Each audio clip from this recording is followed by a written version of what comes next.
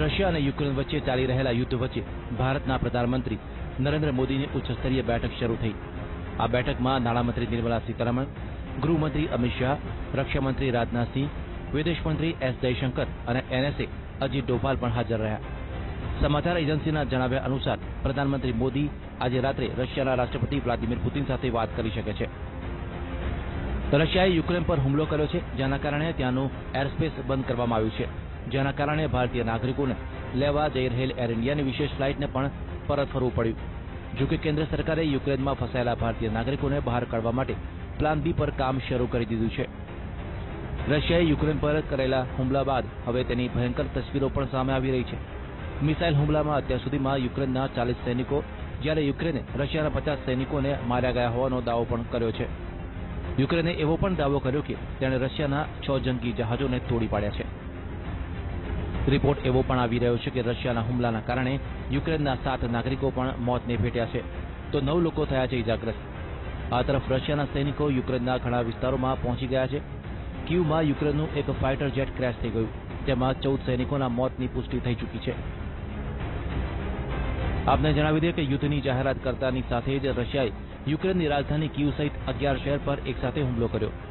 रशियाए कह्युं के यूक्रेनना लोकोने जोखम नथी, मात्र सैन्य ठेकाणा ज निशान पर छे।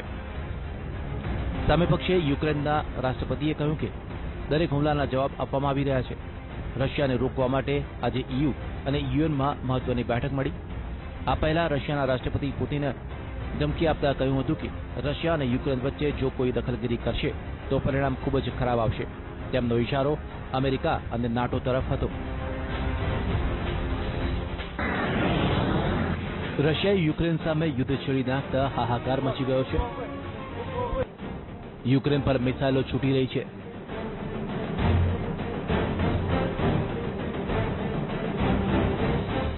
ટેન્ક શહેરોમાં ઘૂસી ગઈ છે।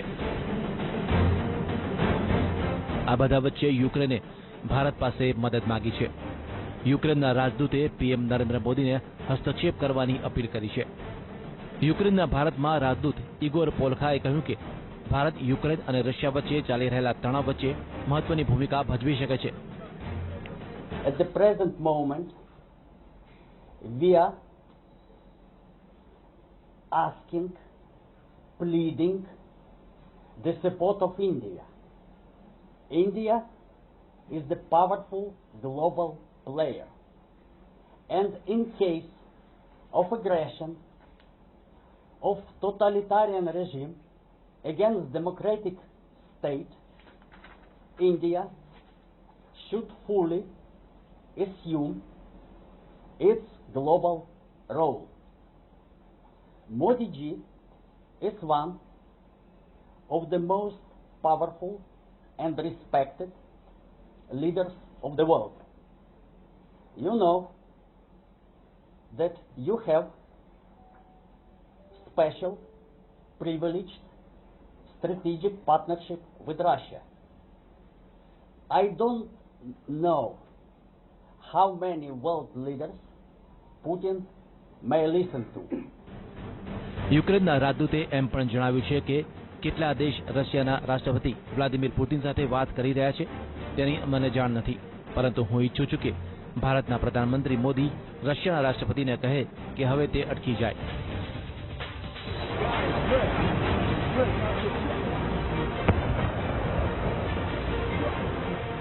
પુતિનનો યુક્રેન પર પ્રહાર।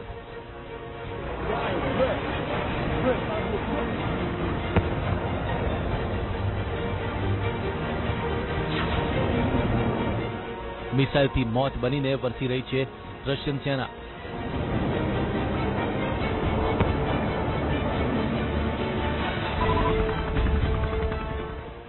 રશિયાની સેનાનો આકાશમાંથી અટેક।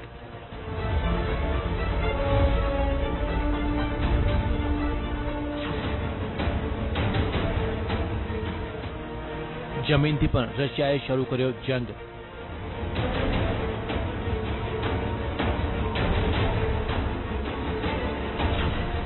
યુક્રેનના નેવલ બેઝને કર્યો નેસ્ત નાબૂદ।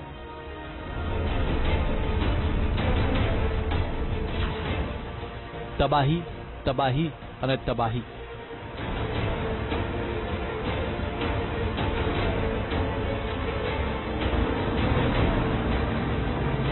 Жертв он такой, он યુક્રેન પર રશિયાના હુમલાની દરેક તરફથી માત્ર હડકંપની તસવીરો સામે આવી રહી છે. એક તરફ રશિયાની સેના જુસ્સાભેર આગળ વધી રહી છે.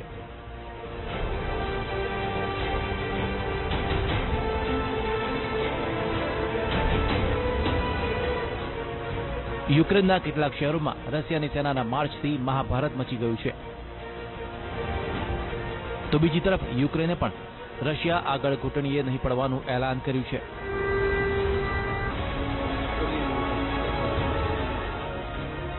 રશિયાની સેનાના હુમલા બાદ લોકો જીવ બચાવવા માટે મેટ્રો સ્ટેશનમાં આશરો લેવા માટે પહોંચી ગયા. અહીં જુઓ કેવી રીતે ગાડીની પાસે બંકરમાં લોકો પોતાના નાના બાળકોને લઈને અંદર જઈ રહ્યા છે. જ્યારે આકાશમાંથી રશિયાએ મોત વરસાવ્યું છે ત્યારે જીવ બચાવવા માટે આવા બંકર કામ આવે છે. હુમલા બાદ યુક્રેનની રાજધાની કીવના માર્ગો પર શહેર છોડીને જતા લોકોનું ટોળું જોવા મળ્યું. ગાડીઓની લાંબી કતાર લાગી. લોકો જીવ બચાવવા માટે સુરક્ષિત સ્થળો સુધી પહોંચવા ઈચ્છી રહ્યા છે. રશિયાએ આક્રમકતા વધારતા યુક્રેન પર હુમલાનો મારો પણ વધારી દીધો છે. રશિયાની સેનાએ ન માત્ર પોતાની સરહદમાં યુક્રેન દાખલ થઈ ગયું છે, પરંતુ બેલારૂસ અને ક્રિમિયાની તરફથી પણ તાબડતોબ હુમલો કરી રહ્યું છે.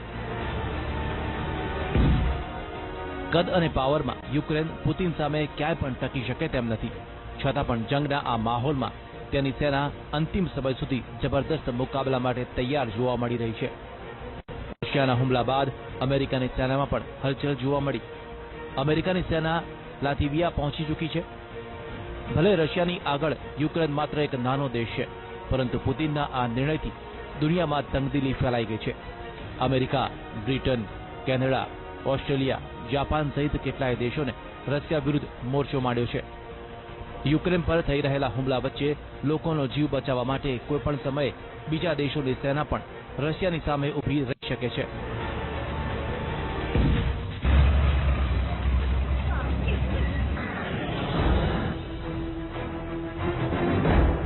ટીવી સ્ક્રીન પર દર્શાવેલી આ તસવીરો એ સમયની છે જ્યારે યુક્રેનથી વિશેષ વિમાનમાં 182 ભારતીયો પરત ફર્યા.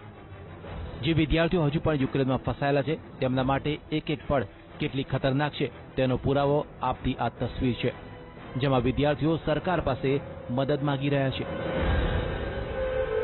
ખરું જોતા ભારતથી યુક્રેનમાં જનાર સૌથી વધુ વિદ્યાર્થીઓ છે, જે ડોક્ટર એટલે કે MBBS કરવા માટે યુક્રેન જાય છે. આવા આશરે 20,000 વિદ્યાર્થીઓ યુક્રેનમાં છે.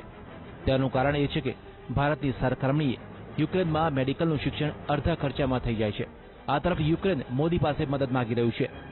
યુક્રેન જાણે છે કે ભારત અને રશિયા વચ્ચે સંબંધોની ઉષ્મા અમેરિકાની દખલ બાદ પણ ઠંડી પડી રહી નથી, પરંતુ ભારત માટે કોઈ એક તરફ ઊભું રહેવું એટલું સરળ નથી. એક તરફ પુતિન અને બીજી તરફ બાઇડન, વચ્ચે છે મોદી. વર્તમાન સ્થિતિને જોતા ભારત માટે એક તરફ કૂવો છે તો બીજી તરફ ખાઈ. અમેરિકા અને રશિયામાંથી કોણ ખાઈ છે અને કોણ કૂવો તે કહેવું પણ મુશ્કેલ છે. Штук 20 пролетіло. Прямо ось над хатами літають, падли. Полетіли в сторону аеропорта. રશિયા અને યુક્રેન વચ્ચે ચાલી રહેલા યુદ્ધ વચ્ચે હજુ પણ ગુજરાતના કેટલાક વિદ્યાર્થીઓ યુક્રેનમાં અટવાયા છે. વડોદરા, પાટણ અને અરવલ્લીના વિદ્યાર્થીઓ યુક્રેનમાં ફસાયા છે. જોકે રાહતની વાત એ છે કે તમામ વિદ્યાર્થીઓ સલામત છે.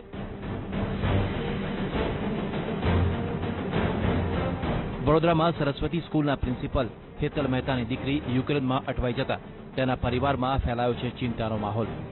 વડોદરાના સાંસદ પણ સતત વિદ્યાર્થીઓના સંપર્કમાં છે. તુર્કી એરલાઇન્સની ફ્લાઇટ કેન્સલ થતા ભારતના 12 વિદ્યાર્થીઓ કીવ એરપોર્ટ પર એક સમયે ફસાઈ ગયા. જોકે બાદમાં તમામ વિદ્યાર્થીઓને કીવ એરપોર્ટથી બહાર કાઢવામાં આવ્યા અને સલામત સ્થળે ખસેડવામાં આવ્યા. MBBS નો અભ્યાસ કરવા ગયા હતા ને અત્યારે કીવ એરપોર્ટ પર છે. એમની સાથે કેટલા વિદ્યાર્થીઓ તો ભારતીયો છે જે પરત આવી રહ્યા છે? એ મારે વાત નથી થઈ, પણ 10 જેટલા છે છોકરાઓ. બીજી તરફ પાટણ જિલ્લાનો પણ એક વિદ્યાર્થી યુક્રેનમાં ફસાયો છે. ફ્લાઇટ બંધ કરવામાં આવતા MBBS નો અભ્યાસ કરવા માટે ગયેલો દર્શન હજુ યુક્રેનમાં જ છે. આમ તો આજે દર્શન પણ પરત ફરવાનો હતો, પરંતુ ફ્લાઇટ બંધ કરવામાં આવતા વિદ્યાર્થીઓ અટવાઈ ગયા. અરવલ્લી જિલ્લાના એક વિદ્યાર્થી પણ યુક્રેનમાં ફસાયો છે. યુક્રેનના ટર્નોપિલ સિટીમાં મેડિકલ અભ્યાસ માટે આ વિદ્યાર્થી ગયો હતો, પરંતુ યુદ્ધ શરૂ થતાં હવે તેના માટે વતન પરત ફરવું મુશ્કેલ બન્યું છે. ફસાયેલા વિદ્યાર્થીઓએ ગુજરાત સરકાર પાસે મદદ માંગી છે, તો ભારતના વિદેશ મંત્રાલય અને એમ્બેસીને આ વિદ્યાર્થીઓ વિશે વિગત આપવામાં આવી છે.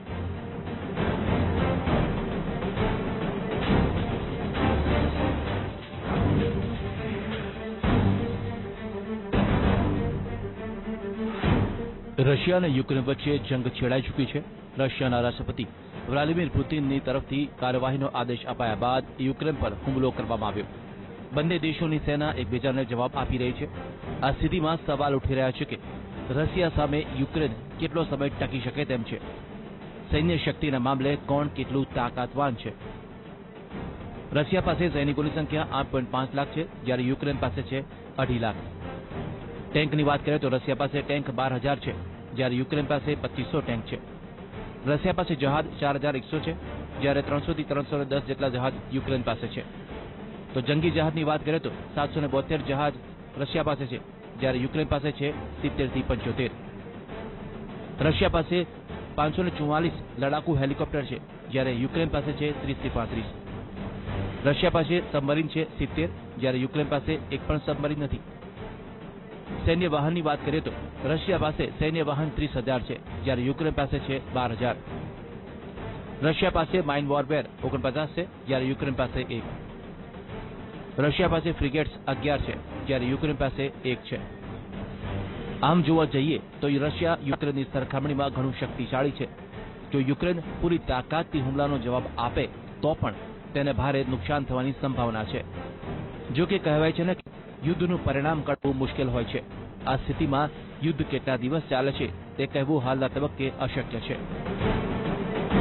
થવાની જરૂર નથી. ખરીદી માટે આ સારો સમય છે. રશિયાએ યુક્રેનની વિરુદ્ધ યુદ્ધ શરૂ કર્યા પછી બ્રેન્ટ ક્રૂડના ભાવ $99.75 પ્રતિ બેરલ થઈ ચૂક્યા છે, જેને 8 વર્ષનો રેકોર્ડ તોડ્યો છે. એક્સપર્ટ્સના જણાવ્યા અનુસાર આવનારા દિવસોમાં તેના ભાવ $120 સુધી જઈ શકે છે, જેના પગલે પેટ્રોલ ડીઝલ ₹20 સુધી મોંઘા થઈ શકે છે.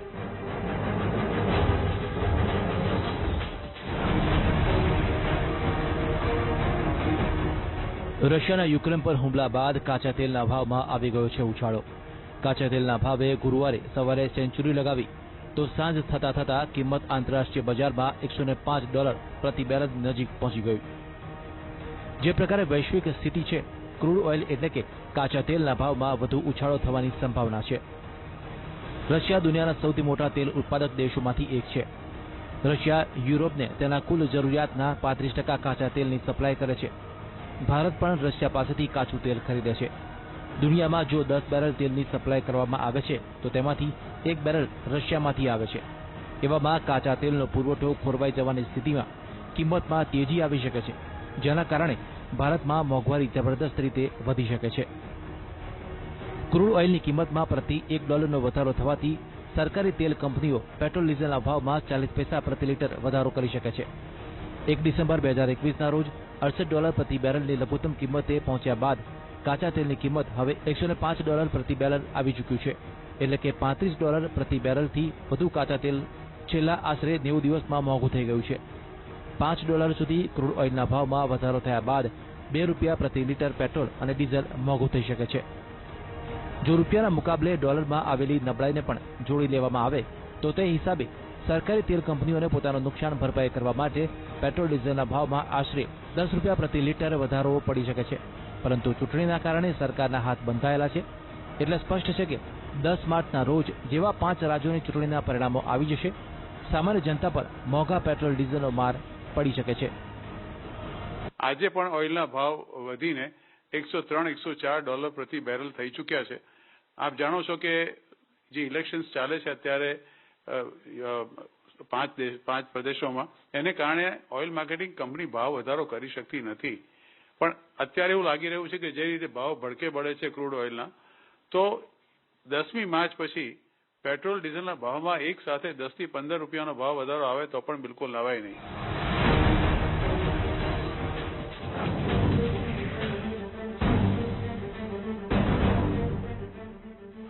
અમદાવાદ અને વડોદરા વાસીઓ માટે આવ્યા છે રાહતના સમાચાર. કોરોનાનો કહેર ઘટતા શુક્રવારથી અમદાવાદ અને વડોદરામાં રાત્રિ કર્ફ્યુ હટાવવા રાજ્ય સરકારે કર્યો છે નિર્ણય.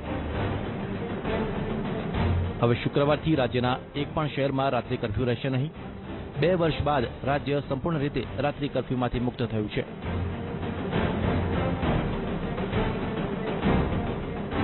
સરકારે બહાર પાડેલી ગાઈડલાઈન પ્રમાણે લગ્ન સહિત તમામ કાર્યક્રમો ખુલ્લા સ્થળની ક્ષમતાના 75% ક્ષમતા સાથે યોજી શકાશે, જ્યારે હોલ કે બંધ સ્થળે ક્ષમતા કરતાં 50%ની મર્યાદામાં કાર્યક્રમ યોજી શકાશે.